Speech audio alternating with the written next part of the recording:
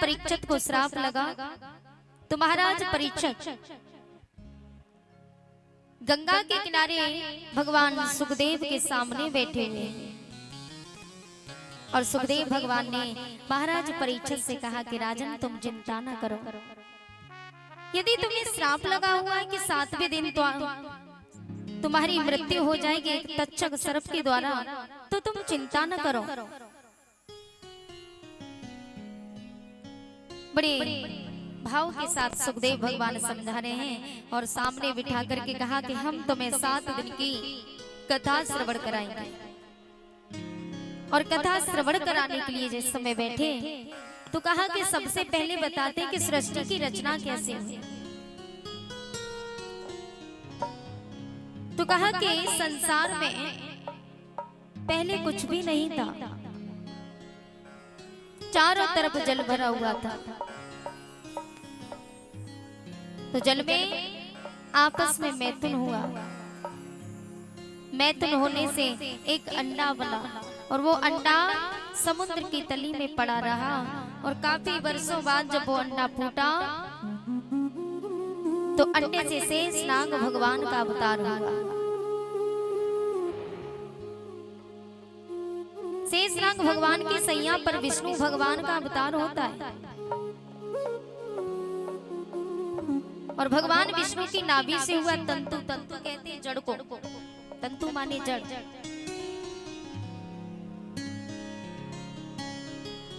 उस नाभि से तंतु हुआ और तंतु से कमल का पुष्प, कमल के पुष्प पर ब्रह्मा जी की उत्पत्ति हुई। तो ब्रह्मा जी ने चारों दिशाओं में मुंह घुमाया, पूर्व पश्चिम उत्तर दक्षिण।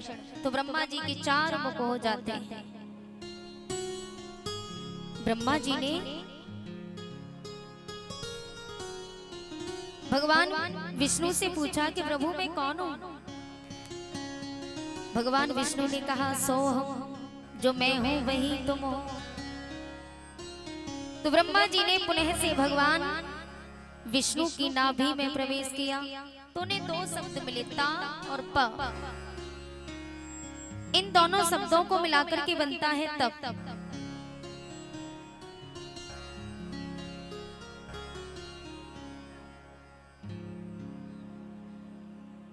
भैया जी का कहना, जिन आज किसी बच्ची का बर्थडे है तो जिस बच्ची का बर्थडे है मैं चाहूंगी वो यहाँ पर आने की कृपा करें।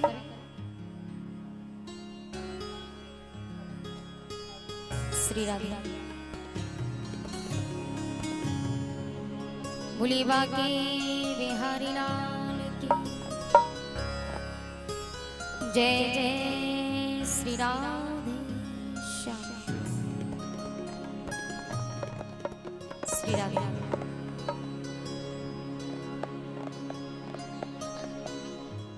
व्यास नंदन श्री सुखदेव जी कहते हैं, हे राजन परीक्षित,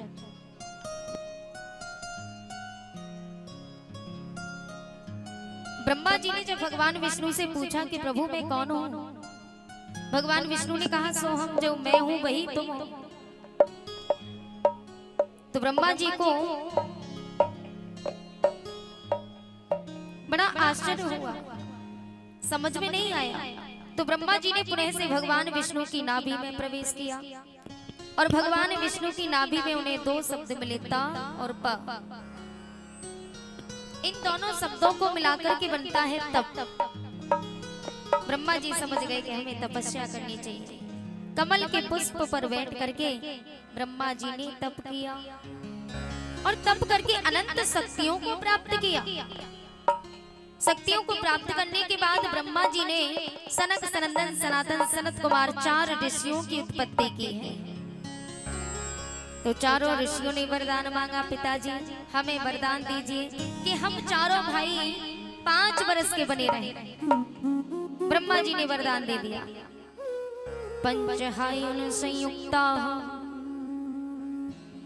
ये 5 वर्ष से कभी 6 साल के नहीं होते थे, 5 वर्ष के केवल। उसके बाद माता सरस्वती को उत्पन्न किया। तो माता सरस्वती इतनी सुंदर है, ब्रह्मा जी ने कहा बोले सृष्टि की रचना भी करना जरूरी है, सृष्टि को बढ़ाना अति आवश्यक है। तो ब्रह्मा जी ने माता सरस्वती से कहा कि पुत्री तुम हमारे साथ विवाह कर लो। माता सरस्वती ने कहा पिताजी मैं आपके साथ कैसे विवाह कर सकती हूँ?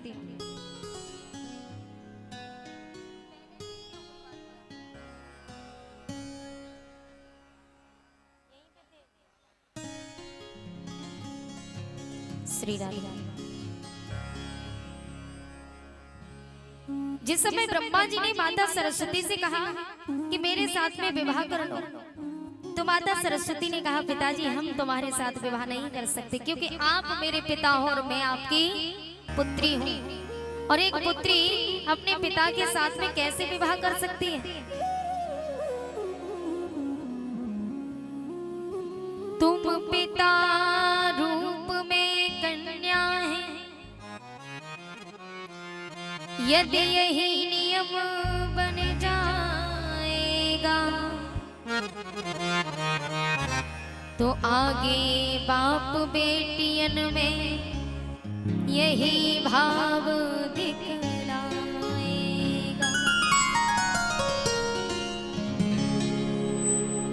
माता सरस्वती ने कहा पिताजी क्षमा करें, मैं आपकी बेटी हूँ, आप मेरे पिता हो, और मैं आपके साथ विवाह नहीं कर सकती, क्योंकि अगर मैंने आपके साथ में विवाह कर लिया आगे चलकर के समाज में क्या असर पड़ेगा?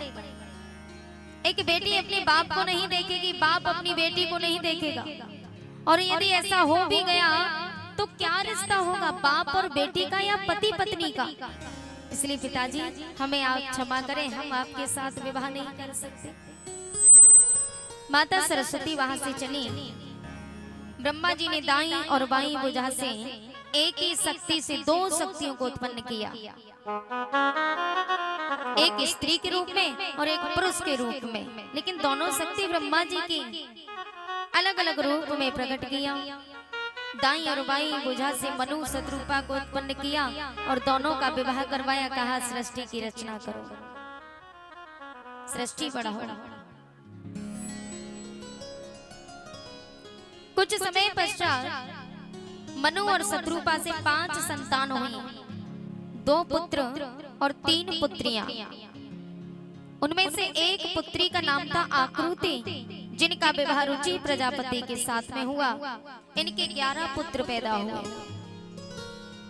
दूसरी कन्या का नाम था देवहूति, जिनका विवाह कर्दम ऋषि के साथ में हुआ। इनके 10 संतान उत्पन्न हुई, एक पुत्र 9 कन्या, और उसी पुत्र का नाम था साक्षात कपिल भगवान। बोलिए कपिल भगवान की। तीसरी कन्या का नाम है प्रसूति मैया। यही प्रसूति मैया जिनका विवाह दक्ष प्रजापति के साथ में हुआ। महाराज दक्ष के साथ मैया प्रसूति का विवाह होता है। इनसे 16 कन्या हुई। 13 कन्या धर्म को सौंप दी, 2 कन्या अग्निदेव भगवान को सौंप दी, और एक कन्या है वो साक्षात भोले बाबा को सौंप दी। बोलो शंकर भगवान, जिनका नाम सती जी है। मैया सती के साथ में विवाह होता है भोलेनाथ का। लेकिन जो 2 पुत्र है ना, मनु और शत्रुपा के, उनमें से एक पुत्र का नाम है प्रियव्रत और एक पुत्र का नाम है उत्तानपाद। लेकिन महाराज उत्तानपाद के कितने विवाह हुए? महाराज उत्तानपाद के कितने विवाह हुए थे? जो ध्रुव जी के पिता थे, 2 विवाह। बहुत सुंदर। महाराज उत्तानपाद की 2 पत्नियां थी। बड़ी रानी का नाम था सुनीति और छोटी का नाम था सुरुचि। 2 रानियां थी। लेकिन ये जो उत्तानपाद की कथा है ना, अगर सोच के देखा जाए, विचार करके देखा जाए, तो ये कथा हमारे और आप ही के ऊपर है पूरी कथा। और वो है कैसे, सोचिए जरा। महाराज उत्तानपाद के 2 रानियां थी,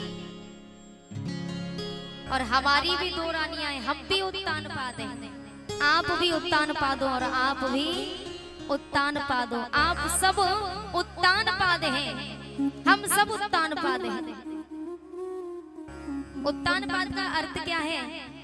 उत ऊर्ध्व पादौ यस्य उत्तान पादः, अर्थात जिसके पांव ऊपर हो। माँ के गर्भ में 9 महीने तक हमारे पैर ऊपर होते हैं, हम उल्टे लटके होते हैं। तो जिसके पैर ऊपर हो वो कौन हुआ? उत्तान पाद। तो हम सब कौन हुए? उत्तान पाद। तो महाराज उत्तान पाद की 2 रानियां थी, हम उत्तान पाद हैं, हमारी भी 2 ही रानियां हैं। एक वो है बुद्धिमानी और दूसरी मनमानी। अब बुद्धिमानी इधर कौन हो गई? महाराज उत्तान पाद की जो पत्नी है उनमें से बुद्धिमानी है मैया सुनीति, और मनमानी कौन है? सुरुचि।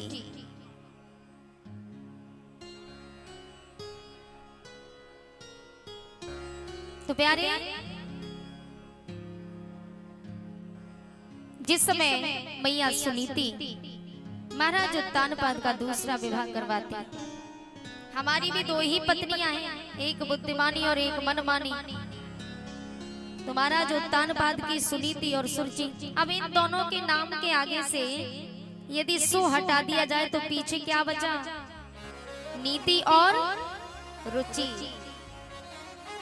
तो इस समाज में 2 ही प्रकार के लोग हैं, एक वो जो नीति के अनुसार चलना पसंद करते हैं और दूसरे वो जो अपनी रुचि से चलना पसंद करते हैं। बताइए दादाजी, सही रूप में वास्तविक रुचि से चलना चाहिए कि नीति के अनुसार? काहे के? नीति के अनुसार। बहुत सुंदर। सही माने में हमें नीति के अनुसार ही चलना चाहिए। हर जगह आप जगत में व्यवहार देख लो, वैसे तो हम बातें तो बड़ी बड़ी करते हैं, बातें हम शास्त्रों की करते, नीति पर चलने चलाने की करते, लेकिन हम स्वयं क्या करते? हम अपनी मनमानी करते, हम अपनी रुचि से चलना पसंद करते। महाराज उत्तान पाद ने सुरुचि के कहने पर, रुचि के कहने पर, यानी मनमानी के कहने पर अपनी पत्नी सुनीति को घर से बाहर निकाल दिया, धक्का मार दिया। हम भी वही कर रहे हैं। हम बुद्धिमानी को नहीं अपना रहे, मनमानी को अपना रहे हैं, जो नीति को धक्का मारे और रुचि को अपना रहे हैं। हम भी उत्तान पाद से कम थोड़े ही हैं प्यारे। कहीं भी संसार में व्यवहार कहीं भी देख लो, किसी के घर में यदि झगड़ा हो रहा हो, हम लोग पहुंच जाते हैं, उस झगड़े को शांत करेंगे। अरे भैया शांत हो जाओ, झगड़ा करना बुरी बात है, झगड़ा नहीं करना चाहिए। लेकिन हम स्वयं क्या करते हैं? दूसरों को हम उपदेश दे रहे हैं, दूसरों को नीति पर चलने चलाने की बातें सिखा रहे हैं, दूसरों को शास्त्रों के अनुसार चलने का उपदेश दे रहे हैं, लेकिन हम जगत में स्वयं अपनी मनमानी कर रहे हैं। यारे नीति कहती है कि ब्रह्म मुहूर्त में जाग जाओ, ब्रह्मे मुहूर्ते उत्थाय। ब्रह्म मुहूर्त माने सूर्य उदय से 2.5 घड़ी पहले जाग जाना चाहिए। एक घड़ी होती है 24 मिनट की, तो सूर्य निकलने से 2.5 घड़ी पहले हमें जाग जाना चाहिए। और जो सूर्य निकलने के बाद सोकर के उठे और सूर्य अस्त पर विश्राम करें, वो श्रीहीन हो जाते हैं। माता लक्ष्मी उनको छोड़ के चली जाती है, श्रीहीन हो जाते हैं। श्री के भी कई अर्थ हैं। श्री माने शोभा, श्री माने संपदा, श्री माने सम्मान, ये सभी स्वरूप माता लक्ष्मी के। अच्छा, आप प्रैक्टिकल करके देखना, अगर आप ज्यादा सोओगे तो श्री माने मैंने बताया शोभा, आपके चेहरे की शोभा चली जाएगी, माने श्रीहीन हो जाओगे। ये सभी लक्ष्मी माता के ही स्वरूप हैं। संपदा, धन से हानि होने लगेगी, सम्मान मिलना बंद हो जाएगा। अच्छा, आप लेट उठना, आपकी माता जी कहेंगे, वो भी कहेंगे अरे इतना समय हो जाता है, 10 बजे तक सोती रहती है। ससुराल में जाकर के अरे क्या जवाब देंगे हम? ताने सुनने को मिलते हैं पूरे घर के, सम्मान मिलना बंद हो जाता है, हम श्रीहीन हो जाते हैं। सूर्योदयस्य चास्त तस्म समय शयानम लक्ष्मी विमुञ्चिते यदि स्वयं चक्रपाणि।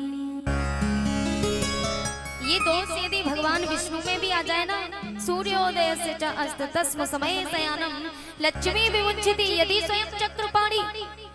अगर माता लक्ष्मी भगवान विष्णु की पत्नी है तो भगवान विष्णु सूर्य निकलने के बाद सो करके उठे और सूर्य अस्त पर विश्राम करें तो माता लक्ष्मी उनको भी छोड़ के चली जाए। इसलिए प्यारे सूर्य निकलने से पहले उठो। लेकिन क्या करें भैया, नीति तो कहती है कि सुबह जल्दी उठ जाओ, लेकिन रुचि कहती है, रुचि क्या कहेगी, अरे भैया सवेरे सवेरे बड़ी बढ़िया नींद आती है, 1-2 घंटे और सो ले, उसके बाद सो के उठेंगे। तो हम लोग क्या करते हैं, हम लोग रुचि की मान जाते हैं, अपनी मनमानी करते हैं और नीति को धक्का मार दिया। तो रुचि कहती है कि सो लो, नीति कहती है उठो, तो किसकी बात माननी चाहिए, नीति की। लेकिन यहाँ सब उल्टा होता है। शास्त्र तो कहते हैं कि नीति के अनुसार चलो, लेकिन महाराज उत्तानपाद छोटी रानी सुरुचि से इतना प्रेम था जिसके कारण मैया सुनीति को घर से निकाल दिया, बुद्धिमानी को घर से निकाल दिया। हम भी वही कर रहे हैं, हम में भी कोई कमी थोड़ी है। जब उनकी 2 पत्नी है तो हमारी भी 2 पत्नियां हैं, और वो उत्तानपाद है तो हम भी उत्तानपाद है। वो ऊर्ध्वपाद यश उत्तानपाद। तो प्यारे, जिसके पैर ऊपर हो वही कौन है, उत्तानपाद। तो जब उन्होंने अपनी पत्नी को धक्का मार दिया तो हम भी वही कर रहे हैं। लेकिन उनके साथ हुआ क्या, मैया सुनीति का पुत्र था ध्रुव और सुरुचि का पुत्र था उत्तम। उत्तम को ना तो लोक मिला न परलोक मिला, अंत में यक्षों से युद्ध कर बैठा, युद्ध में मारा गया। और उत्तम की माँ उत्तम को ढूंढने के लिए वन में गई तो वन में आग लग जाती है, आग की लपेटों में आकर के मृत्यु हो जाती है। लेकिन ध्रुव ने तो लोक परलोक दोनों पर राज्य किया, 36,000 वर्ष राजपाट किया। राजपाट करने के बाद मृत्यु के सर पर पैर रख करके खड़े हो गए, अपनी मैया को साथ में लेकर के। यारे हम आकाश का ध्रुव तारा तो नहीं बन सकते, लेकिन कुछ ऐसा काम करो जो हम समाज का तारा बन के चमके। आकाश का तारा तो नहीं बन सकते। गुण पूजा स्थानम, किसी व्यक्ति के अंदर एक गुण आ जाए समाज में पूज जाता है। तो कुछ ऐसा कार्य करो जो हमारी पूजा हो। और पूजा ना हो कोई बात नहीं, लेकिन लोग नाम ले, बोली गोविंद भगवान की जय, जय श्री राधे। जब मैया सुनीति ने दूसरा विवाह महाराज उत्तानपाद का करवाया, क्यों करवाया, संतान ना होने के कारण। उनकी कोई भी संतान नहीं थी तो बड़े दुखी हो गए। मैया सुनीति ने दूसरा विवाह करवाया, सुरुचि घर में आई। सुरुचि को पता चला कि ये मेरी सौतन है, तो माता सुनीति को ही घर से निकलवा दिया। लेकिन मैया सुनीति को इतना दुख हुआ, मैया सुनीति ने बहुत निवेदन किया कि बहन हमें यहाँ से ना निकालो। तुम कहोगी तो मैं तेरे पांव दबाऊंगी, तेरी सेवा करूंगी, तेरे जो लालन होगा ना मैं उसको खिलाऊंगी, देखभाल करूंगी, लेकिन मुझे घर से ना निकालना। सुरुचि ने बहुत बुरा भला मैया से कहा। आज माँ रो रही है और मैया सुनीति रोते हुए वन की ओर गई। वन में एक झोपड़ी पड़ी है, झोपड़ी में जाकर के मैया सुनीति रहने लगी।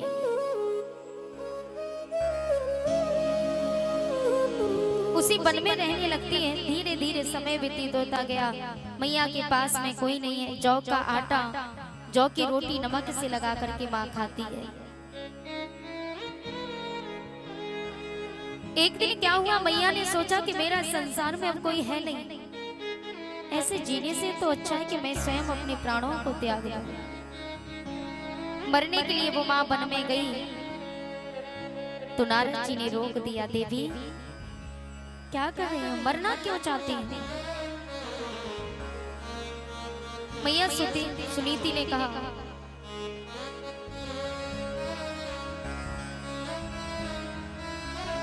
मैया सुनीति कहती, बाबा